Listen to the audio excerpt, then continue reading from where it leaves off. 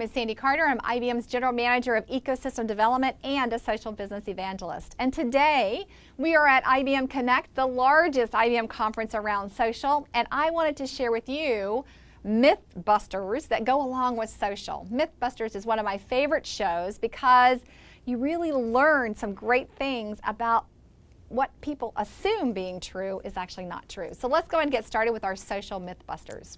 Myth number one that we've heard, social networking has no place in the boardroom. In fact, we hear that senior leaders really are against social. If you look at the reality from the Social Workplace Trust Study, 53% of senior leaders and executive leaders say that they use social in work for work purposes. And more executives actually use social from home for work purposes than middle management or even entry-level staff. So don't believe that your senior team is not interested in social. Myth number one, busted.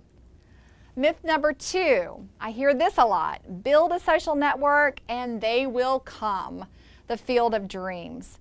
This is absolutely not true. In fact, if you look at the facts from the MIT Sloan Management Survey, the main reason that a lot of social media initiatives fail is because the initiatives don't create that emotional bond. You don't have a reason to come.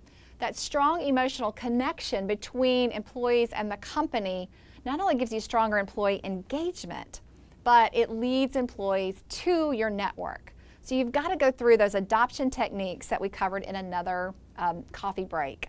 Myth number two, busted. So let's talk about myth number three. The C-suite doesn't understand the value of social. So we talked earlier about the use, but do they know the value?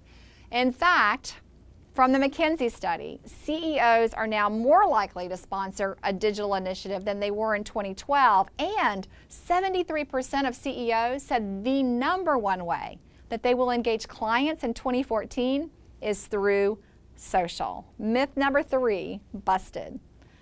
Okay, let's go on to our next myth, and I like this one because I hear this from a lot of people that say when you use social in the workplace, it's so restricted you can't get anything done.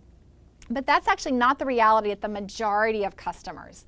Again, from our Social Workplace Trust Study, most companies allow the use of social during the work hours. Not all, but most. And only 20% of companies still block access.